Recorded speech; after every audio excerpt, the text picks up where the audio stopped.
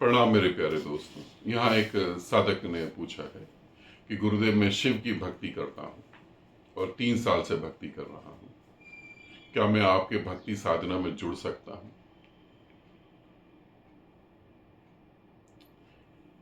थोड़ी सी बातें मैं भक्ति के बारे में बता रहा हूँ, वो आप सब समझ लें। जो भक्ति साधना करना चाहते हैं वो बिल्कुल समझें इस बात को।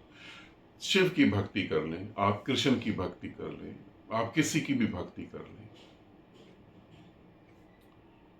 भक्ति में, भक्त में और परमात्मा में, भक्त में और भगवान में कौन सी ऐसी चीज है जो इनको एक नहीं होने देती?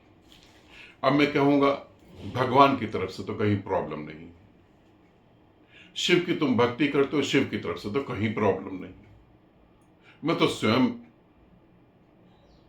हर समय शिव को देख रहा हूं। मुझे तो ऐसा नहीं लगता कि शिव नाराज है या कृष्ण तुमसे नाराज है। मुझे ऐसा कहीं भी नहीं लगता, हो भी नहीं सकता। यदि शिव नाराज हो जाए, कृष्ण नाराज हो जाए, तो वो शिव और कृष्ण दो कोड़ी के होंगे जो नाराज हो गए। नाराज हो ही नहीं सकते। वो तो दो कोड़ी का इंसान होगा जो नाराज हो जाता होगा। ये नाराज नहीं हो सकते। फिर तुम्हारी 3 साल की भक्ति अभी तक सफल क्यों नहीं हो पाई?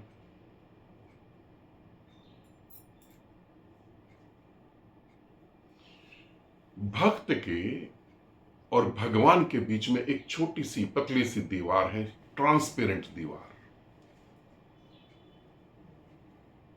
वो है अहंकार की। अहंकार की दीवार जब तक टूटेगी नहीं तब तक भक्ति सफल नहीं होगी, तब तक भक्ति हो ही नहीं सकती। देखो बहुत सारे गुरु हैं, बहुत सारे गुरुओं के शिष्य होते हैं। वो क्या कहते हैं? हमारा गुरु महान है, हमारा ही गुरु है महान। और जबकि उस गुरु ने कहा होता है कि सभी एक जैसे हैं, गुरु अर्थात निराकार, मगर हमारा गुरु महान है। ये भक्ति नहीं है, अहंकार का एक छुपा हुआ रूप है। मैं शिव को ही मानता हूं, पृथ्वी पर शिव से शक्तिशाली कोई नहीं। शिव ने आके ये घोषणा करी कभी? नहीं। तुम अहंकार को मानते हो, शिव को नहीं मानते।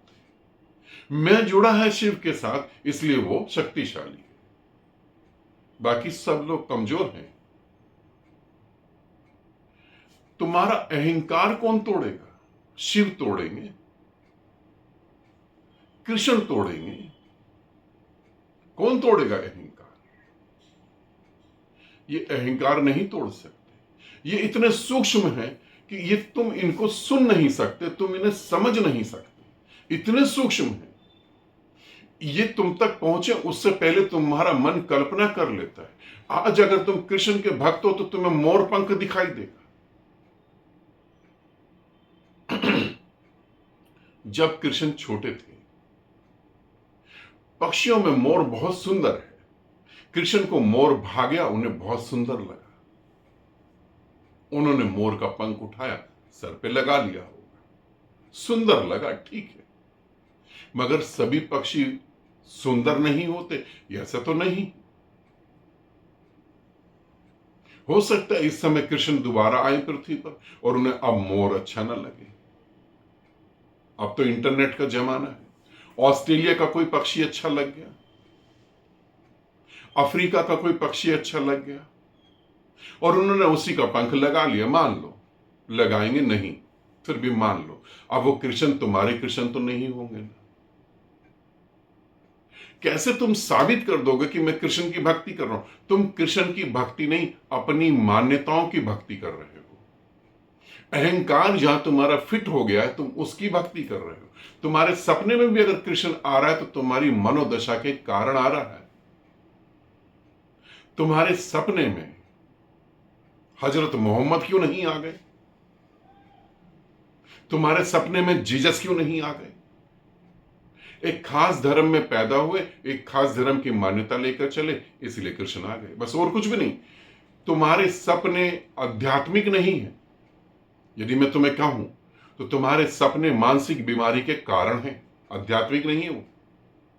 आध्यात्मिक सपने तो होते ही नहीं। इसे तुम भक्ति क्या के अपने को धोखा दे रहे हो। मीराबाई का एग्जाम्पल देता हूं। मीराबाई कृष्ण की भक्त थी, बहुत बड़ी भक्त थी। भक्ति असफल थी, सफल नहीं हो रही थी। मीराबाई गा तो रही थी कृष्ण को, मगर ढूंढ रही थी जीवित गुरु को। और जब गुरु मिले और जब गुरु ने दीक्षा दी, ध्यान रखना, गुरु ने दीक्षा दी उसको। दीक्षा देने के बाद गुरु ने विधि बताई। विधि बताने के बाद जब मीरा को इनलाइटमेंट घटी, जब मीरा बुद्धत्व को प्राप्त हुई, तब मीरा ने कहा, मैंने राम रतन धन पायो, मैंने राम रतन धन पायो, मैंने कृष्ण पायो ये नहीं कहा था। तुम राम रतन धन कब पाओगे? तुम कह रहे हो 3 साल से शिव की भक्ति कर रहा हूं, मुझे तो 1% भी नहीं दिख रही। 3 साल से अहंकार की भक्ति कर रहे हो, अपनी मान्यताओं की भक्ति कर रहे हो। यदि 3 साल से भक्ति कर रहे होते तो मेरे भक्ति साधना ग्रुप में जुड़ने की जरूरत ही क्या थी? और तुम्हारी भक्ति तो तुम्हारा दिमाग कंट्रोल करता है। जो बड़े बड़े भक्त हैं उनके बारे में बता रहा हूं, उनको समझो। नंदी, शिव का भक्त हुआ नंदी। शिव का भक्त हुआ रावण, और रावण अहंकार के कारण भक्त हुआ। सिद्धियां शक्तियां मिल जाए। मैं शिव का भक्त हूं, इस पृथ्वी पे सबसे बड़ा भक्त मैं हूं। सर काट दिया शिव के आगे, फिर भी सर सूक्ष्म तो बचा ही रहा। मगर नंदी को देखो, उसने कभी दावा नहीं करा कि मैं शिव का भक्त हूं। भक्त को तो यह पता ही नहीं होता कि मैं भक्त हूं।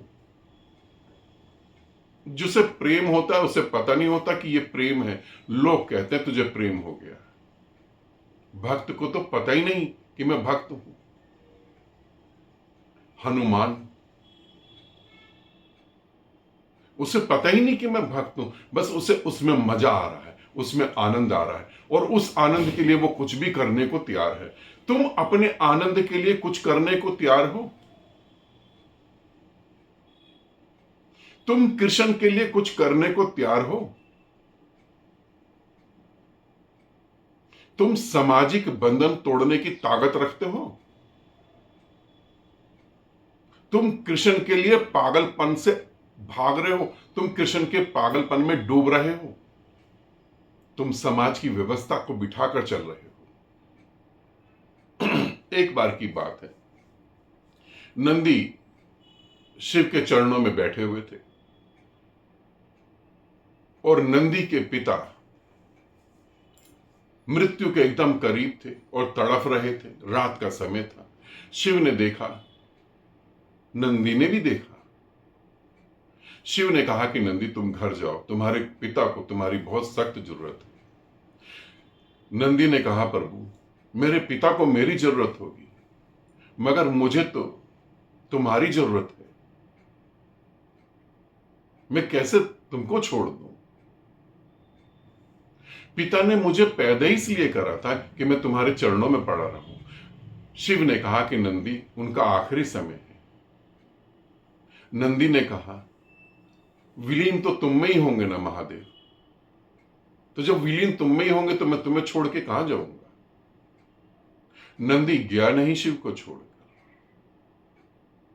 और अब इसके आगे की बात बता रहा हूं, इसे सुनना।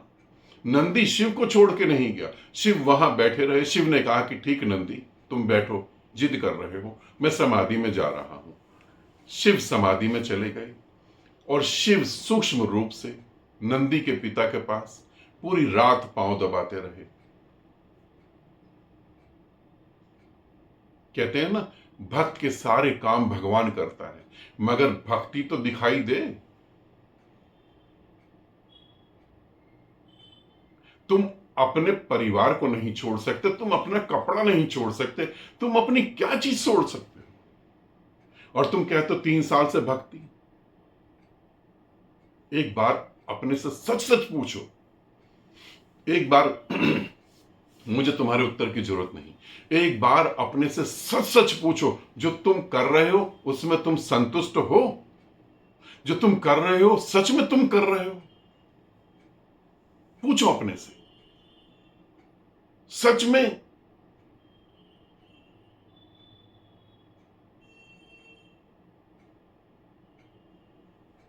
धोखा दे रहे हो। एक बार भक्त पुकार दे उस परमात्मा को, मैं इस बात का तुम्हें दावा कर रहा हूं, एक बार भक्त पुकार दे परमात्मा रुक नहीं सकता। तुम किसे भक्ति कहते हो? और ध्यान रखना, अब वीडियो बहुत लंबा हो जाता है, ध्यान रखना, बिना जीवित गुरु के भक्ति नहीं हो सकती। जीवित गुरु ही तुम्हारे अहंकार को तोड़ेगा। तुम्हारे काल्पनिक देवी देवता अहंकार को नहीं तोड़ सकते, बल्कि लड़ा सकते हैं। देखा ना, लोग कावड़ लेने जाते हैं, क्या झगड़े होते हैं। लोग कावड़ लेने जाते हैं, क्या नशा करते हैं। देख रहे हो, देख रहे हो धर्म के नाम पे क्या झगड़े होते हैं। शिव होते तो झगड़ा होता। समुद्र मंथन हुआ था, वहां भी शिव ने झगड़ा नहीं होने दिया, और शिव के भक्तों ने। किसकी भक्ति कर रहे हो? तुम क्या कह रहे हो? तुम भक्ति नहीं कर रहे। जो भी, जिसको भी लगता है कि मैं भक्ति कर रहा हूं, उसको ये मेरा वीडियो जरूर देखना चाहिए। भक्ति शुरू ही जब होती है जब तुम जीवित गुरु से मिलते हो। उससे पहले तो कल्पनाओं का खेल है सिर्फ, और कुछ भी नहीं। और भक्ति एक ऐसा गीत है जो हर हृदय पे गाया नहीं जाता। मैं कहता हूं, दावे से कहता हूं, पूरी पृथ्वी ध्यान साधना कर सकती है। पूरी पृथ्वी ध्यान साधना कर सकती है। पूरी पृथ्वी पर पूरे मनुष्य जाति ध्यान साधना कर सकती है। जानवर ध्यान साधना कर सकते हैं, सब ध्यान साधना कर सकते हैं, मगर भक्ति ये किसी किसी हृदय पर गीत के रूप में प्रकट होती है। भक्ति क्रांतिकारी है। जो तुम कर रहे हो उसमें कोई क्रांति नहीं है। भक्ति कुछ और है। भक्ति समर्पण है। तुम संघर्ष कर रहे हो, देखो तुम संघर्ष कर रहे हो। भक्ति समर्पण है, संघर्ष नहीं। और जो जीवित गुरु के साथ जुड़ ना सका, वो क्या खाक भक्ति करेगा? वो काल्पनिक जगत में अपनी कल्पनाओं के साथ खेलेगा, और कुछ भी नहीं। ठीक है, मीरा ने भी भक्ति करी थी, मगर कृष्ण के जैसे पंख नहीं लगाया था। कृष्ण को लेके नहीं घूमी थी। मीरा ने भी भक्ति करी थी, मगर मीरा बाई ने बांसुरी कभी नहीं उठाई थी। ये तो आर्टिस्ट जिन्होंने फोटो बनाई, उन्होंने बांसुरी बना दी। मीरा अगर कभी मिले तो उससे तुम पूछ सकते हो।